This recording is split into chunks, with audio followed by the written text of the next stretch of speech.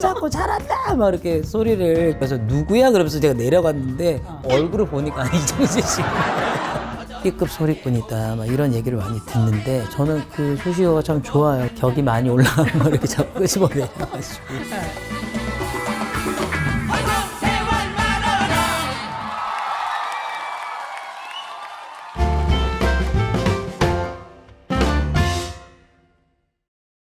Bonjour, 최정화의 랑데부입니다.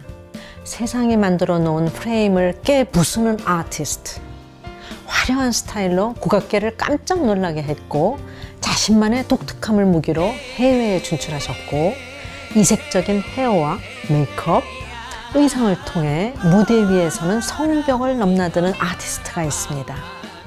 오늘은 국악계의 이단아이시자 선을 넘는 아티스트 이임은 씨를 모셔봤습니다. 네, 안녕하세요. 저는 경기 민요를 하는 소리꾼 이희문입니다. 지난 2017년에 발매되었던 한국남자 그 프로젝트 1집에서 전통 성악하고 서양의 기악을 융합시켜서 민요를 재즈로 재해석하시고 새로운 시도를 하셨잖아요. 이번에 새로 발매된 2집에서는 어떠한 새로운 시도를 하셨는지 설명해 주실 수 있을까요?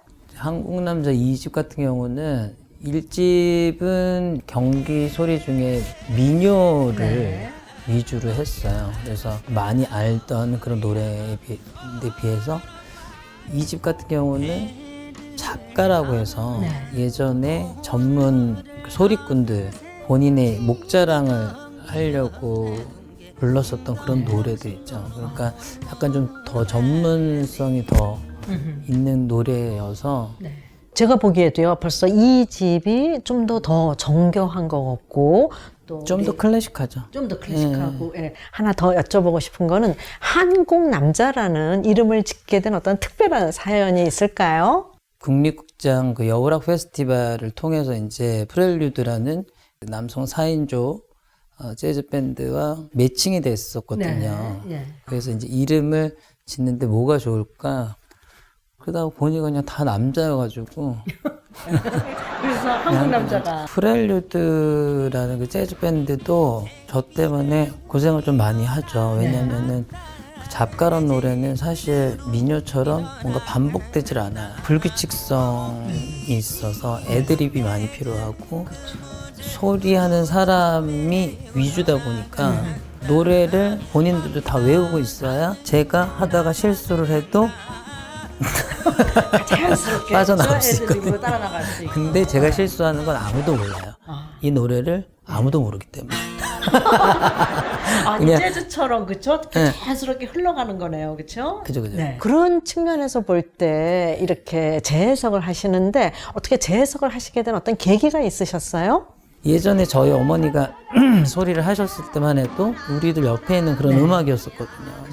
시대에 맞게 뭔가 같이 변화도 해주고 해보려는 어떤 그런 움직임도 있어야 동시대를 같이 사는 사람들이 관심을 가지고 이걸로 이렇게 놀 수도 있구나 뭐 이런 생각을 할 텐데 그런 것이 아니고 계속 보존만 하고 있으면 그렇죠. 뭔가 점점 이게 격이라는 게 생겨버려가지고 사실 격이 없었거든요. 격이 없었던 음악이에요. 특히 제가 하는 음악은 민속악이라 그래서 서민들이 즐겼던 음악인데 그래서 저는 제가 뭐 B급 소리꾼이다 막 이런 얘기를 많이 듣는데 저는 그 수식어가 참 좋아요. 왜냐하면 뭔가 이렇게 격이 많이 올라가는 거 이렇게 자꾸 끄집어내가지고 다 같이 어울리는 좀 관객들하고 사람들하고 좀 가깝게 누구나 같이 할 수 있는 음악이라는 거를 다시 한번 이렇게 환기시켜 주기 위해서 뭔가 예전 것을 이렇게 소환하는 작업을 하는 거여서 동시대적인 것도 뭐 이런 식으로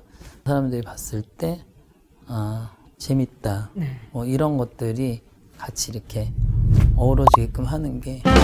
제가 이임은 씨를 처음 뵌 게 언제인 줄 아세요? 인천에서 파라다이스 시티 거기 오픈할 때 그때 공연을 하는데 야 400명이 앉아 있고 한가운데로 그 공연장이 있는데 거기에 하이힐 이런 거를 신고 나오셔서 그 창을 하는데 그때 그 울림은 지금까지 남아 있어요. 그때 이정재 씨랑 춤췄던 것도 기억. 저는 누군지 몰라가지고 사실. 그랬었어요? 아니 왜냐면 제가 이게 거기가 무대가 좀 컴컴했었거든요. 시커멓어요. 근데 제가 선글라스를 끼고 나갔더니 그렇죠. 뭐 눈에 보이는 게 없는데 정말 눈에 보이는 게 없어. 누가 자꾸 잘한다 막 이렇게 소리를 지르시는 거라서 누구야? 그러면서 제가 내려갔는데 내려가서 얼굴을 보니까 이정재 씨인 거예요. 요새 그 우리 대중음악 속을 잘 들여다보면은요, 판소리라든가 창이라든가 민요라든가 이런 게 다 어우러져 있는 것 같거든요. 그래서 대중음악 영역 속으로 많이 우리 전통음악이 들어온 것 같아요, 제가 보기에는요. 그래서 콜라보하는 수준도 넘어선 것 같은 느낌도 들고요. 대중음악 안으로 전통음악이 들어왔죠. 들어오고 있다라는 말을 바꾸고 싶어요. 바꾸고 싶어요. 네. 원래는 우리 음악이 있었던 거죠. 근데 서양 음악이 들어온 거고, 이제 이 한국이 뭔가 글로벌 시대를 맞이하면서, 그러니까 한국 뮤지션들이 뭔가 이렇게 해외를 나가면서 막상 나가보니 너희 나라 음악은 뭐냐? 라고 물었을 때 할 말이 없는 거야. 그쵸. 다 우리나라 게 아니었으니까. 사운드나 뭐 리듬이나 템포나 이런 것들이. 유입된 거였잖아. 그래서 거꾸로 다시 공부하기 시작한 거예요. 그러니까 글로벌이 되다 보니까 그거를 다시 우리나라 음악이 뭔가를 찾아보고 그거를 다시 접목을 시켜야 되겠다 생각하고 지금 그렇게 된 거죠. 이희문 씨 공연을 보면은 내가 노는 판은 내가 만들어 나간다. 그런 생각을 하고 지내시는 것 같은데요. 어떻게 이런 판을 만들어내는 이희문 씨의 가치관, 삶의 모토 이런 거를 좀 한번 말씀해 주세요. 저는 좀 지극히 개인적이에요. 그러니까는 2008년도부터 1년에 한 편씩 제 작품을 이렇게 올렸는데 그냥 다 제 얘기였어요. 그 중심에는 사실 어머니가 있었고요.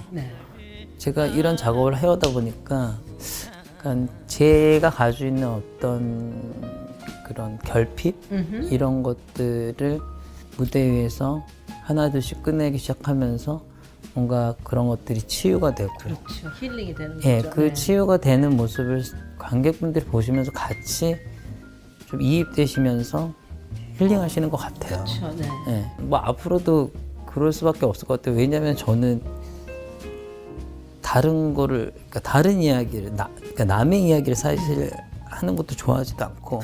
네. 그러니까 본인의 컨텐츠가 그냥 자동적으로 뿜어 나오는 거죠, 뭐. 그렇죠? 네.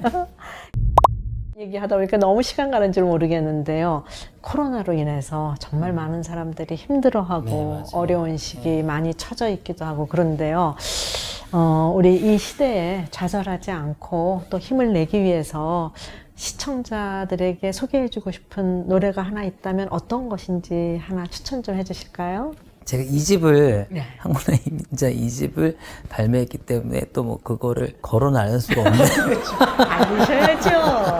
네. 이 집 중에 이제 그 초한가라 그래서 그 초나라와 한나라가 싸우는 그 장면을 이야기하는 내용이에요. 그러니까 지금 이 코로나 때문에 모든 분들이 전시 상황 같은 거예요. 네, 맞아요. 그 안에 장수들의 기백이라든가 뭔가 그런 게 느껴지면서 파이팅 할 수 있는 그런 느낌의 노래가 아닌가 싶어요. 그 초한가가. 그러면 그 초안가를 뭐가 오는지 짐작이가 하시죠? 그럼 조금만. 네, 조금만. 망고영웅 호걸들아 초안승부들아 보소 철인지영 부지럽고 순민 심이 으뜸이라 한패공의 백만대병 구리 사나 10년 매보 대진을 둘러치고 초패왕을 잡으랄제 천하병마도원수는 표모 걸식한신이라. 이게 오늘 목이 잠겨가지고 잘 안 되네요. 그래, 잠긴 게 이 정도면 안 잠기면 이거 어떡할까요? 네. 제가 처음에 우리 이희문 씨를 국악계의 이단아라는 표현을 써서 말씀드렸습니다. 오늘 이렇게 말씀을 나눠보니까요. 정말 한국의 독보적인 예술가라는 수식어가 딱 맞는 표현 같습니다. 앞으로도 이희문 씨의 독창적이고 그 어느 누구도 넘볼 수 없는 이 창의적인 활동을 최정화의 랑데부에서 다 같이 힘껏 응원하겠습니다. 오늘 함께 해주셔서 감사합니다. 감사합니다. 네. 시청자분들한테 우리 같이 인사해요. 곧 다시 만나요. 아비엔토.